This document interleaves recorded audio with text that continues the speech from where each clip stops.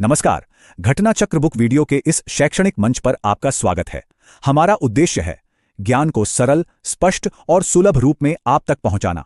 आइए आरंभ करते हैं अध्ययन और सफलता की इस यात्रा को। नमस्कार। जरा सोचिए, एक ऐसे देश के बारे में जो अपनी इतनी बड़ी आबादी का पेट भरने के लिए सचमुच संघर्ष कर रहा था। अब सोचिए कि कुछ ही दशकों में वही देश अनाज का भंडार बन जाता है। ये कोई चमत्कार नहीं था, ये थी भारत की हरित क्रांति। और आज हम इसी कमाल की कहानी को समझने वाले हैं। तो सवाल बिल्कुल सीधा है, आखिर ऐसा क्या हुआ जिसने एक ऐसे देश को जो खाने की कमी से जूझ रहा था, खाद्य उत्पादन में आत्मनिर्भर बना दिया? और इसी सवाल का जवाब ढूंढना यही हमारी आज की कहानी का मकसद है। तो चलिए कहानी शुरू करते हैं 20वीं सदी के बीच से, जब भारत का एग्रीकल्चर सिस्टम एक बहुत बड़े संकट का सामना कर रहा था। मतलब हालात ये थे कि 1961 आते आते भारत एक बहुत ही नाजुक मोड़ पे खड़ा था। खेतीबाड़ी का उत्पादन लगभग रुक सा गया था और पूरे देश पर अकाल का खतरा मंडरा रहा था। वक्त तेजी से निकल रहा था और जरूरत थी एक बोल्ड, तुरंत समाधान की। पर इसी संकट के बीच कुछ ऐसे दूरदर्शी लोग भी थे जिन्होंने वैज्ञानिक और नीतिगत बदलावों की वो नींव रखी जिसने भारतीय कृषि का चेहरा ही हमेशा हमेशा के लिए बदल दिया। तो इस बदलाव के पीछे दो बड़े नाम सामने आते हैं।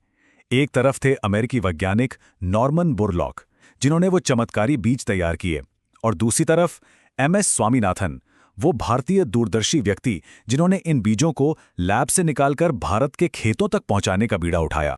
ठीक है, तो चलिए अब इसमें थोड़ा और गहराई से उतरते हैं। ये सिर्फ कोई पॉलिसी में बदलाव नहीं था, बल्कि एक ऐसी टेक्नोलॉजिकल सफलता थी जिसने इस क्रांति को मुमकिन बनाया। जरा इस नंबर को देखिए, 10 टन। हाँ, 10 टन प्रति हेक्टेयर। ये उन नए बीजों की अविश्वसनीय क्षमता थी जो मेक्सिको से लाए गए थे। सच कहूं तो ये एक गेम चेंजर था। अब इस फर्क को समझिए। जहां पुराने पारंपरिक बीज मुश्किल से 1 टन प्रति हेक्टेयर से थोड़ा ज्यादा दे पाते थे, वहीं ये नए HVV यानी हाई यील्डिंग वैरायटी के बीज लगभग 10 गुना ज्यादा उत्पादन कर सकते थे। सोच कर देखिए, ये कोई छोटा मोटा सुधार नहीं था, ये खेती में एक जबरदस्त छलांग थी। लेकिन एक बात बिल्कुल साफ थी, ये बीज अकेले काम नहीं कर सकते थे। इनकी पूरी क्षमता का फायदा उठाने के लिए एक पूरा पैकेज चाहिए था। ज्यादा पानी, ज्यादा खाद और कीटनाशक, मतलब ये एक संसाधन गहन सिस्टम था। तो ये टेक्नोलॉजी आई कैसे? इसे धीरे धीरे अलग अलग चरणों में लागू किया गया।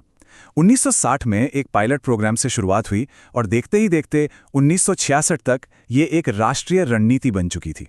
तो इस क्रांति ने भारत को खाद्य सुरक्षा तो दे दी, बिल्कुल, लेकिन इसके जो परिणाम थे वो काफी जटिल थे। चलिए इसकी सफलता और इसके जो अनपेक्षित परिणाम थे, दोनों पर एक नजर डालते हैं। यहाँ एक बहुत जरूरी बात समझनी होगी, ये क्रांति हर जगह एक जैसी नहीं थी। इसका फायदा पूरे देश में बराबर नहीं फैला। सफलता वहां ज्यादा मिली जहां पहले से ही जरूरी सुविधाएं जैसे कि सिंचाई मौजूद थीं। और ये वो इलाके थे जहां इसका सबसे ज्यादा फायदा हुआ।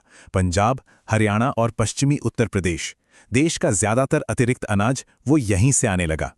अच्छा, अब इस नई टेक्नोलॉजी के साथ साथ मशीनें भी आईं। सोच कर देखिए, ट्रैक्टर, हार्वेस्टर, इन सब चीजों ने खेती का तरीका ही बदल दिया और मजदूरों की मांग को भी। इसका असर मजदूरों के बाजार पर बहुत गहरा पड़ा।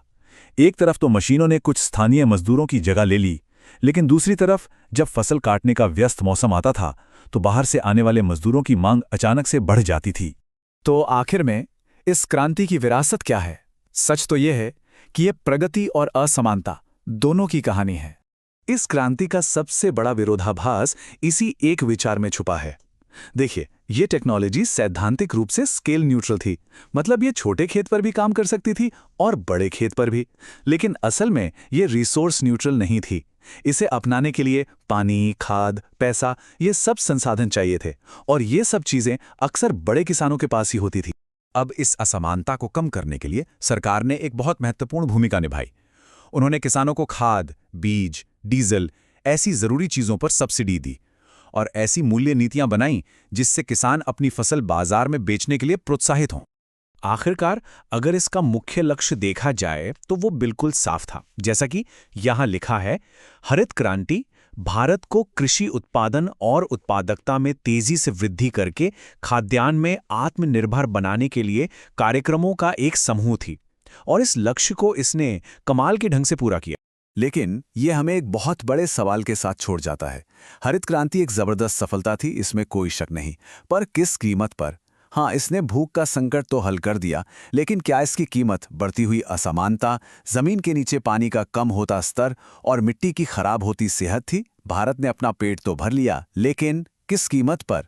ये एक ऐसी बहस है जो आज भी उतनी ही जरूरी है जितनी तब थी।